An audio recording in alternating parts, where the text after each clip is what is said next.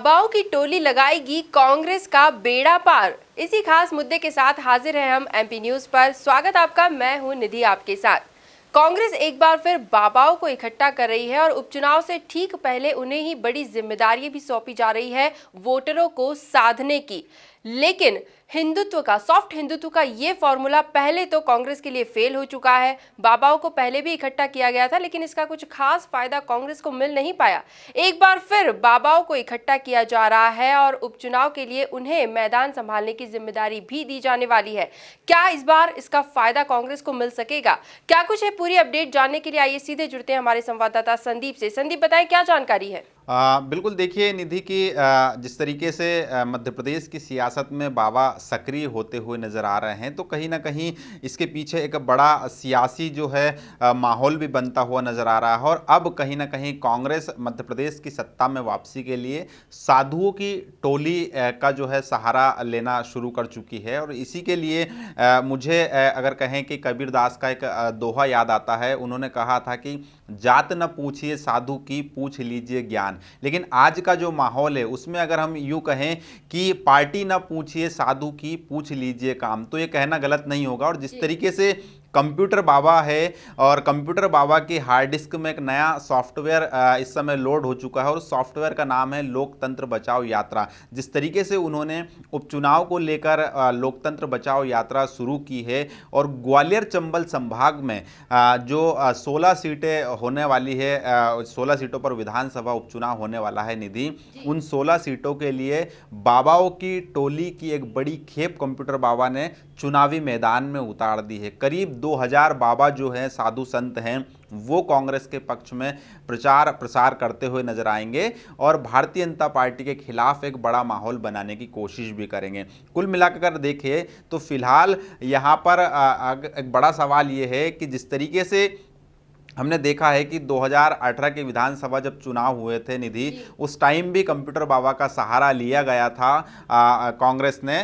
और 2019 के जब लोकसभा चुनाव हुए थे उस दौरान भी बाबाओं का जो है सहारा कांग्रेस ने लिया था। लेकिन नतीजा ये निकला कि कांग्रेस को जो है काफ़ी नुकसान उठाना पड़ा, उसका कोई खास फायदा नहीं मिला। लेकिन अब उपचुनाव में फिर से कांग्रेस क्यों जो है ये खामियाजा उठा रही है, क्यों ऐसा कर रही, क्यों ऐसा कदम उठाया जा रहा है कि बाबाओं का सहारा लिया जा रहा है? तो कुल मिलाकर हम देख सकते हैं कि भारतीय जनता पार्टी के खिलाफ यहाँ पर कांग्रेस एक हिंदुत्व का जो है एजेंडा उसे लेकर मैदान में चल रही है और कहीं ना कहीं खुद को हिंदूवादी छवि के रूप में कांग्रेस दिखाने की कोशिश कर रही है। यही वजह है कि बाबाओं का सहारा लिया जा रहा है उपचुनाव में। और जिस तरीके से हम देखें कि कांग्रेस ही नहीं बल्कि भारतीय जनता पार्टी भी समय समय पर बाबाओं का सहारा लेते हुए आई है। अगर हम जिस कंप्यूटर बाबा की बात कर रहे हैं वो शिवराज सरकार में पहले राज्य मंत्री रह चुके हैं और कंप्यूटर बाबा जब कमलनाथ सरकार आई उस समय भी कैबिनेट मंत्री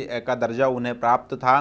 तो कहीं ना कहीं ये बाबा जो है सियासी सिद्धि दिखाकर कई आहुतियां देते हुए नजर आ रहे हैं। और अब जो है जिस तरीके से मध्य प्रदेश का सियासी मिजाज है, जिस तरीके से यहाँ पर चुनावी समीकरण बन रहे हैं, तो कहीं ना कहीं बाबा भी उसका पूरी तरीके से फायदा उठाने के लिए चुनावी मैदान में कूद चुके हैं। जी बिल्कुल। और फिलहाल जो हालात बन रहे हैं, जिस तरह से बाबाओं की टोली कांग्रेस के फेवर में काम कर रही है, साफ तौर पर हम देख सकते हैं कि कांग्रेस को कहीं ना कहीं शायद ये समझ में आ गया है कि हिंदुत्व का मुद्दा यहाँ पर कितना इंपॉर्टेंट हो जाता है, खासतौर पर जब बात चुनाव की होती है। ऐसे में उपचुनाव की तैयारियां चल रही है, तो जब राम मंदिर निर्माण की बात हुई थी, शिलान्यास की बात हुई थी, तब एकदम से ये देखा गया कि राम भक्ति में डूबे नजर आए सभी कांग्रेसी। फिर कृष्ण जन्मोत्सव पर भी हमने देखा, खासतौर पर एमपी की अगर हम बात करें तो खुद पूर्व मुख्यमंत्री कमलनाथ कृष्ण भक्ति में रमे नजर आए। ऐसे में अब ये माना जा रहा है कि अब जब बाबाओं को इकट्ठा किया जा रहा है, उन्हें कांग्रेस से जोड़ा जा रहा है, तो ऐसे में कहीं ऐसा नहीं लग रहा कि कांग्रेस जो है वो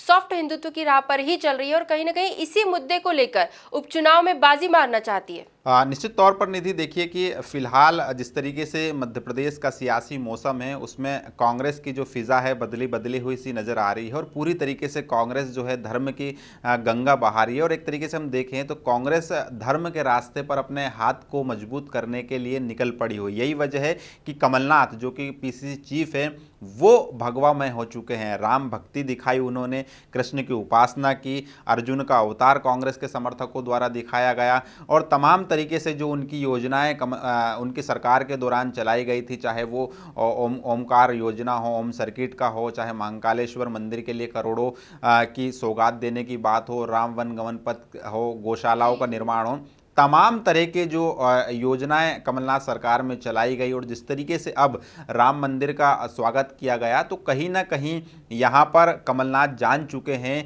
कि जिस तरीके से दिग्विजय सिंह की एक पहचान रही है, एक जो वर्ग वोट बैंक है, जो एक निश्चित वर्ग का वोट बैंक है, उसके लिए उनकी पहचान रही है, तो कहीं ना कहीं ये जानते हैं कमलनाथ की इन राम मंदिर के फैसले का विरोध करना हो चाहे तो इससे कांग्रेस को कितना नुकसान हो सकता है, तो कहीं ना कहीं बिल्कुल जाहिर तौर पर तो यही वजह है कि कांग्रेस अब उसी एजेंडे पर चल रही है जिस एजेंडे पर सदियों से भारतीय जनता पार्टी चलते हुए आई है। और कमलनाथ अब सॉफ्ट हिंदुत्व के रास्ते पर जनता से कनेक्ट होना चाहते हैं और जो उपचुनाव के सहारे, क्योंकि अब देखें तो कांग्रेस के सामने एक ही मात्र विकल्प बचा है और मध्य प्रदेश में वापसी का, वो है उपचुनाव।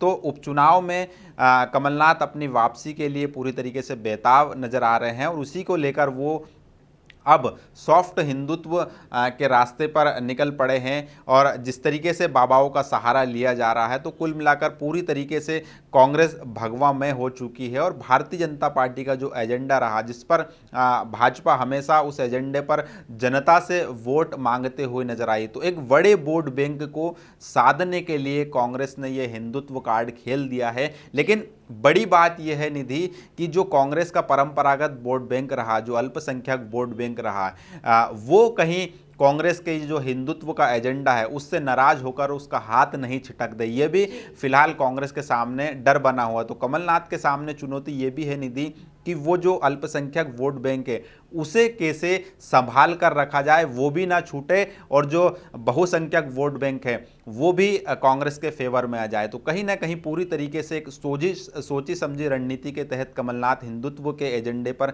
चलते हुए नजर आ रहे हैं। बहरहाल उपचुनाव काफ़ी नज़दीक है, तारीखों का ऐलान नहीं हुआ, लेकिन फिलहाल बाबाओं की टोली की बात करें या कमलनाथ के भगवा अवतार की बात करें, फिलहाल इन्हें लेकर सियासत में काफ़ी बवंडर भी देखने को मिल रहा है। और सियासी तूफान के बीच क्या ये जो तूफान खड़ा होता है, क्या भारतीय जनता पार्टी के खिलाफ माहौल बनाता है या फिर एक बार फिर मध्य प्रदेश में कमलनाथ की वापसी होती है?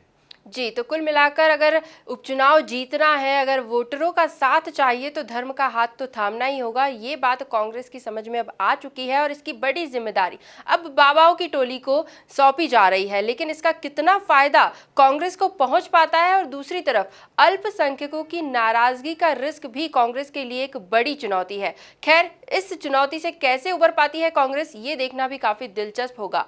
तो आगे जो भी खबरें होंगी, जो भी अपडेट होंगी इन उपचुनाव को लेकर, वो तमाम जानकारियां हम आप तक जरूर पहुंचाएंगे। फिलहाल संदीप जी बहुत बहुत शुक्रिया ये जानकारियां हमसे साझा करने के लिए। एमपी न्यूज पर अन्य खबरें लगातार जारी है, आप बने रहिए हमारे साथ, देखते रहिए एमपी न्यूज। धन्यवाद। एमपी की नब्ज, एमपी का हाल, मध्य प्रदेश की हर खबर एमपी न्यूज टीवी के साथ। लगातार खबरों के लिए सब्सक्राइब करें हमारा YouTube channel MP news TV. Latest updates के लिए बेल आइकन दबाना जरा भी न भूलें।